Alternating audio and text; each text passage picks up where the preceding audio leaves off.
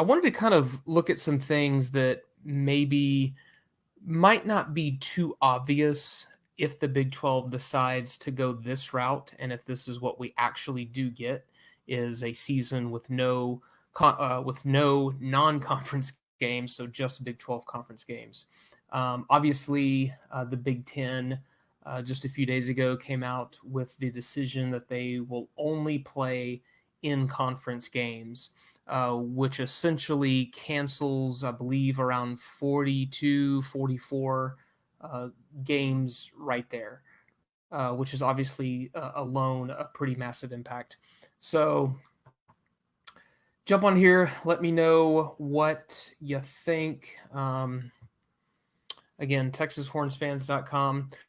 But a couple of main kind of issues as it pertains to the Big 12.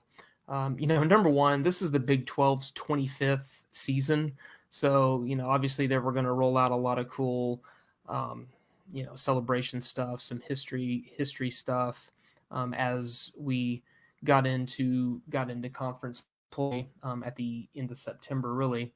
Also, the Big 12 back in May decided to not have an in-person media days as they do every year. It was scheduled to be at AT&T Stadium again in Arlington, where the Cowboys play, but they decided to do it virtually this year. As far as I know, it's still scheduled for Monday, Tuesday.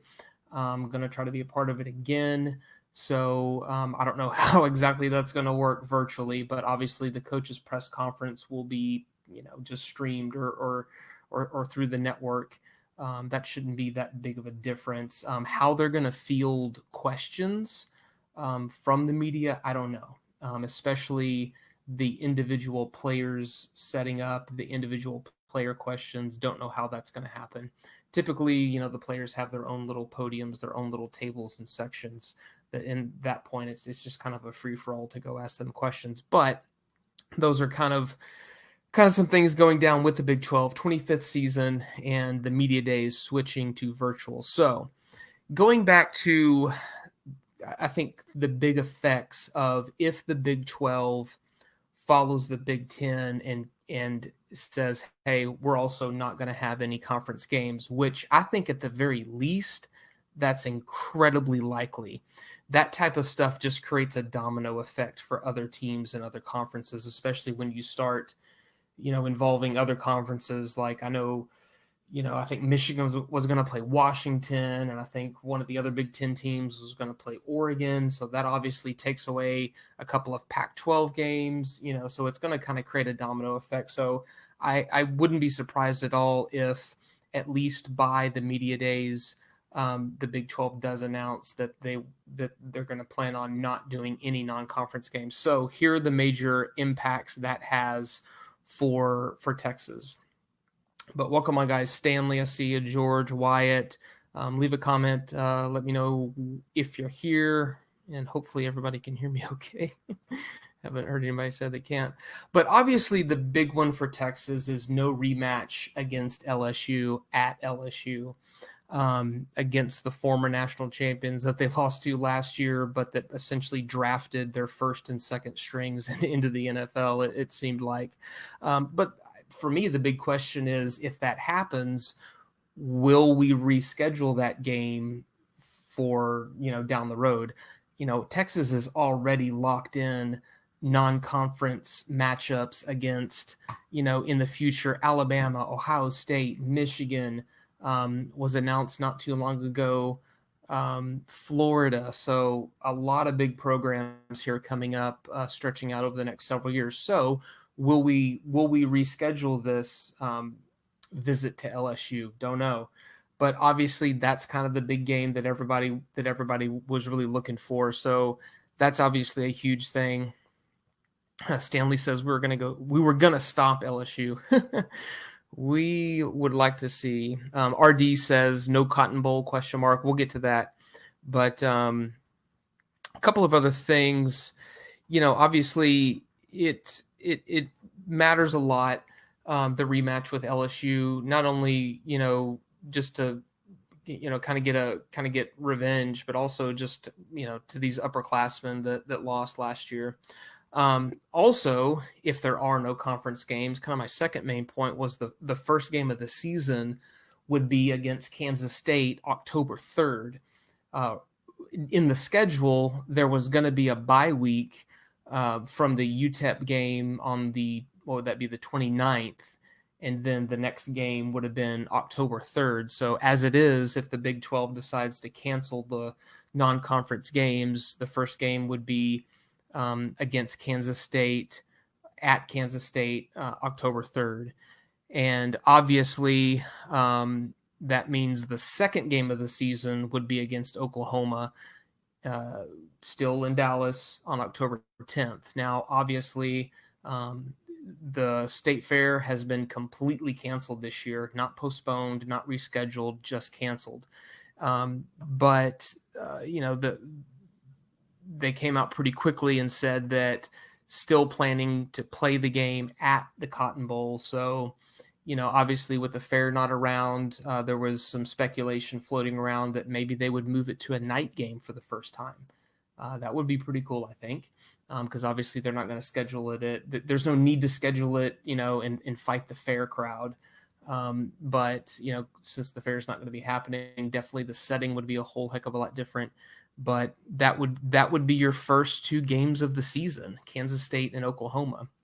And also considering that that would give you two travel games, in a row, and just to start out the season, and 3 out of the first 4 conference games would be travel games. Obviously, Dallas would be, neutral site, but you still have to travel.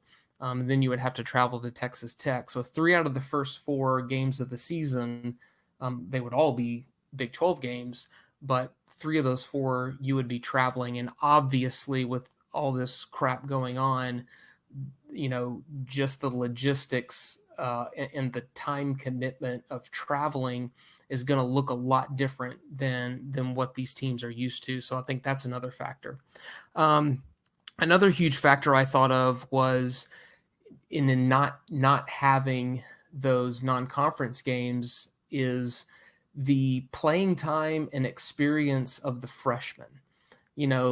Typically the 3 non-conference games to start the season are a really great time to let the freshmen get some in-game reps, hopefully, some meaningful reps, even third quarter.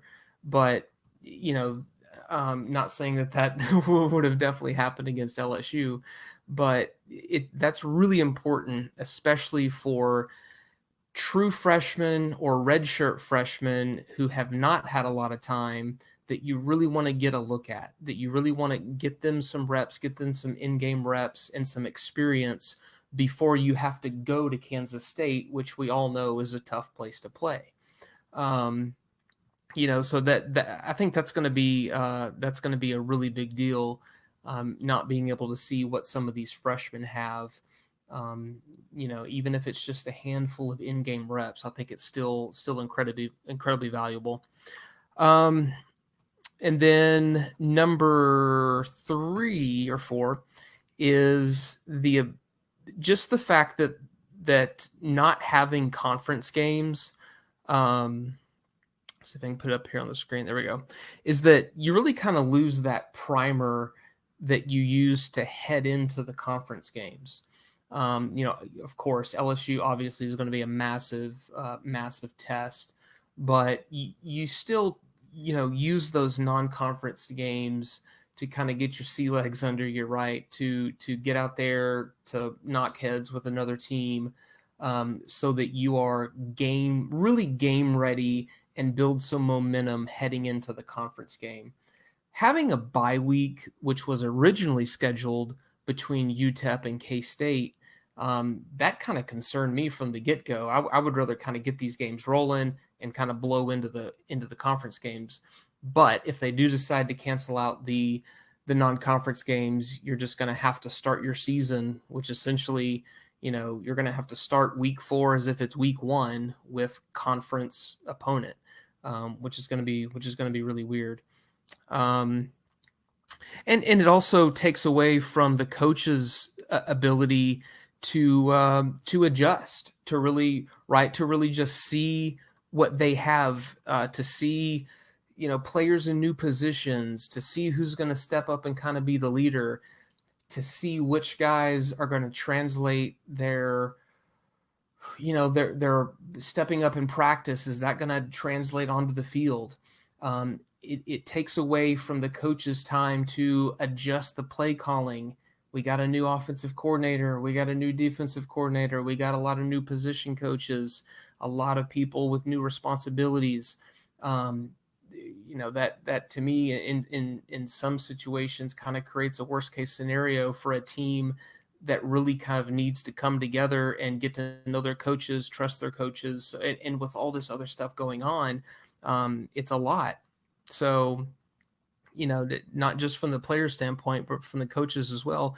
And also just that time to where you can just make sure you got your bread and butter plays, right? That you want to run, that you want to make sure that everybody knows their assignments, that everybody's going to be working together. I know you guys are dropping a few comments. George from Arkansas says to cancel the Arkansas game in 2021 and reschedule the LSU game for that. I don't know, maybe I'm pretty sure that deal is already locked in, but which obviously, some of these big non-conference games like coming up, Alabama down the road, Ohio State, Michigan, these are done years in advance. Stanley says we play better at night under the lights, nationally televised. Yeah, that would be really fun. That'd be cool to see. We kind of saw it in the Big 12 championship game, but that would be cool to see a outside Cotton Bowl under the lights, Texas OU. That would be pretty cool. I agree.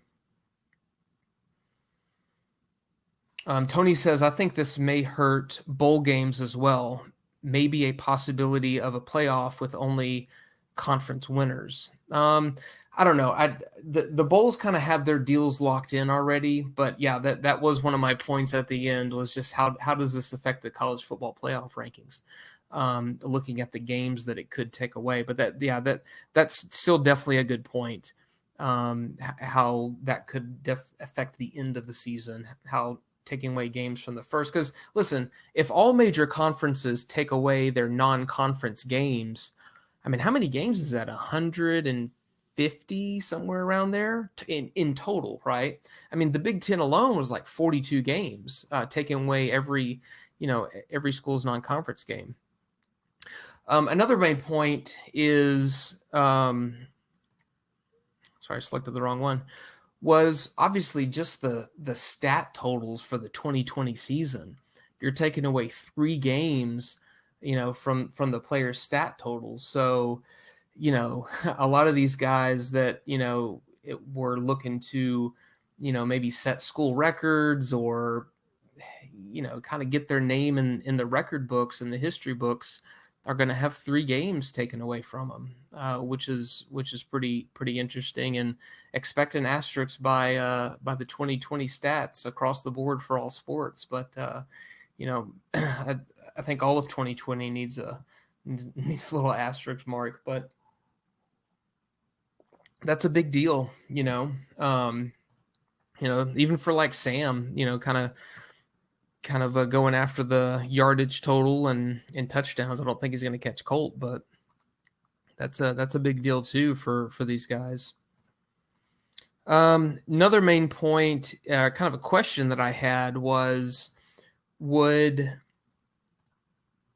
fewer games equal fewer injuries, or would it maybe create more injuries because guys have to just kind of dive into conference play right away? I don't know. On one hand, I think you can see it both ways. On one hand, you could say, well, there's 3 fewer games taking away chances to get injured. But on the other hand, you could look at it on the other side of the coin and say, but that's less time for guys to get game ready and to be used to that in-game preparation. So I don't know. Let me know what you guys think about that, because I can kind of see it both ways, maybe equally. I definitely think you don't want to go into a big time game physically, mentally not ready to play. The pace is not there. The tempo's probably not going to be there. Going to be sloppy, but so's the other team. They're going to be in the same boat. So, I don't know. I think that's going to be kind of a big thing that people might not be thinking of. Of course, all this is hypothetical, right? We're just kind of saying, what if the Big 12 does cancel all of the non-conference games? But let me know what you guys think about that. But don't forget to share this out too, guys. And then always like to see what y'all's comments are. Don't just let me be a talking head. And another point with that is, with the injury standpoint is, does that give the players more stamina, more staying power at the end of the season? Are their bodies able to kind of, they had more rest periods, so they're not going to be as beat up, near the end of the season. And at what positions is that most important? So I think that's a big deal too. So the other main point I had was that I think, by that time, the TV viewership is going to be through the roof, right? We haven't had any semblance of sports outside of NASCAR kind of coming back and getting back on track. Obviously, the NBA is going to get started up again here at the end of the month. That's going to look weird. They're going to finish out their playoff with not a traditional playoff setting or seeding. And then, I think by that time, if this scenario happens, you would have conference college football starting up at the end of September. So obviously, sports-starved fans outside of the NBA finishing out their season, they would get college football first, and then obviously whatever the NFL decides to do. So that's going to be something interesting to watch for, especially if they decide that no fans are in the stands. And do they have to make that decision for the whole season? I don't know. I don't really know the logistics of that.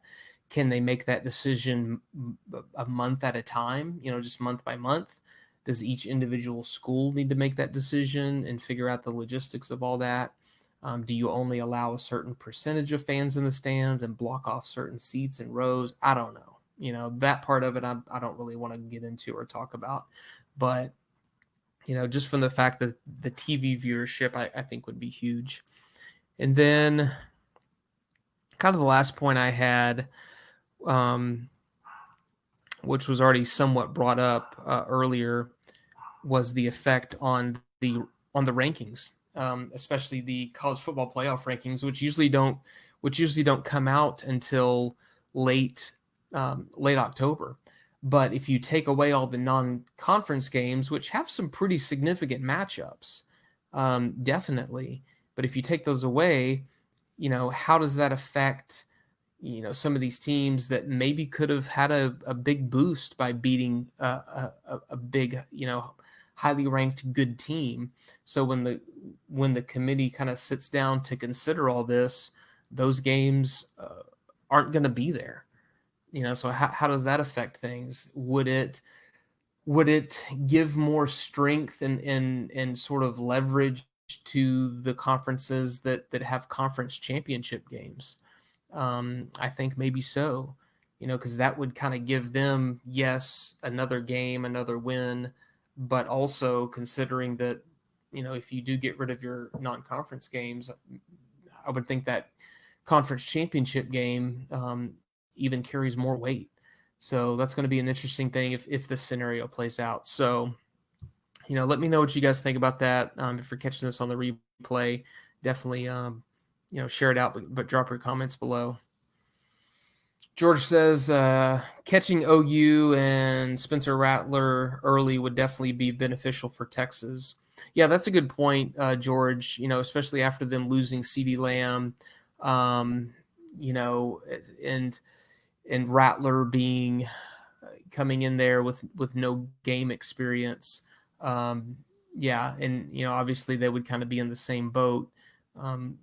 So these new kids that don't have that in-game experience, which is just absolutely invaluable to have actual game snaps, especially at quarterback, like George said, with Spencer Rattler, who's definitely expected to take over a quarterback for OU, and Texas facing him in the second game of the season. It might be Rattler's third game of the season. I don't know what OU's schedule is past their non-conference games.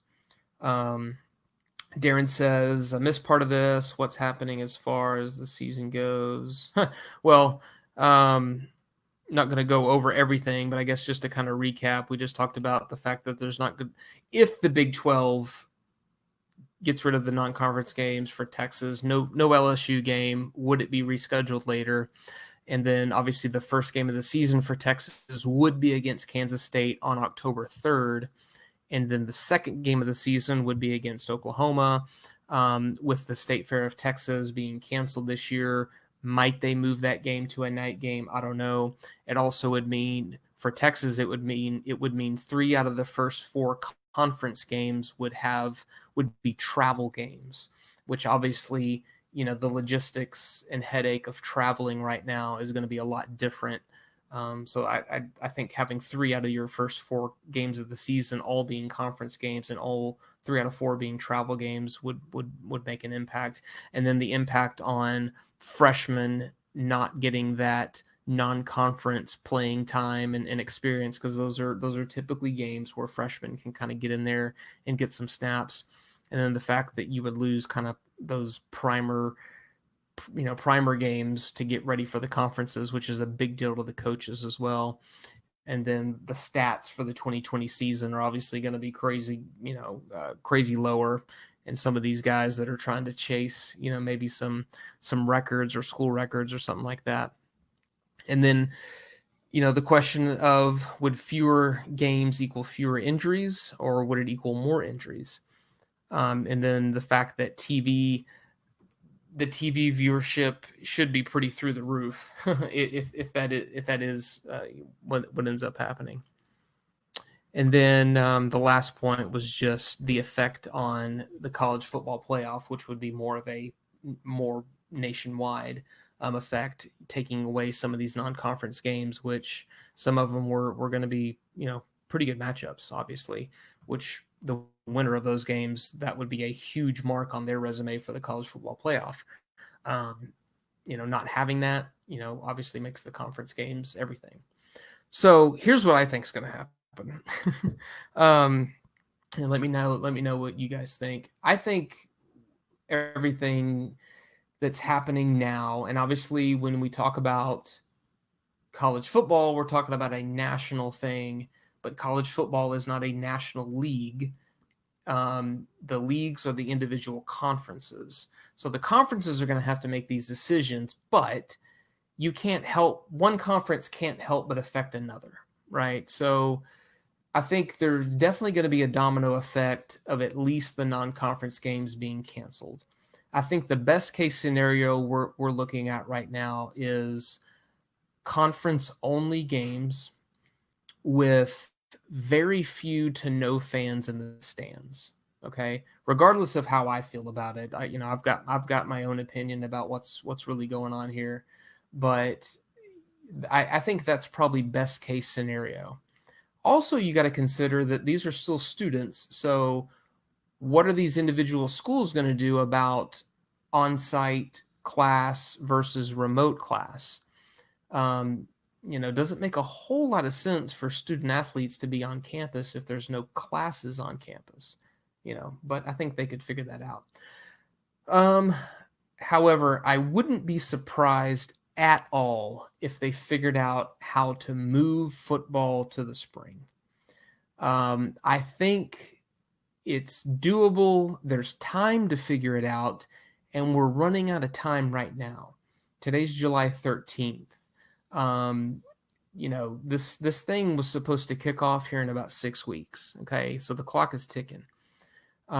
If I had to decide, figure out what they're going to do right now, I would lean toward that they're going to move football to the spring. I definitely hope that doesn't happen. I don't think it needs to happen, but there's a lot of moving parts to this. The fact that, you know, it's still the school's decision to decide on things, and then you zoom out and you've got the conferences that need to make a decision. Then you zoom out some more, and you know, you've got the non-conference issues and the postseason issues, the bowl games, all that type of stuff. So no matter what, it's going to look a whole heck of a lot different this fall, if we have football at all. So that's kind of my prediction of what I think is going to happen, and the big impacts of what if the Big 12 gets rid of non-conference games and still has the season. So there's a lot of stuff it affects, I think, a lot more stuff than I think most people are talking about, at least. So anyway, guys, that's all I got. I appreciate the comments. If you're catching it on the replay, definitely drop your comments below. Don't forget to head on over to TexasHornsFans.com. Let me know what other type of videos you want to see, what other things you want to talk about. If you want to jump on here with a video for me, I'm working on some other interviews and things like that. So still don't have a good schedule down. But anyway, guys, I appreciate all the comments. Don't forget to give the video a like, share it out, click the notification button so that you are notified on Facebook that when we go live. So anyway, I appreciate it, guys. You guys have a good night and be good. I hope everybody's doing good. And always reach out, send me a message. Would love to chat with you. Welcome.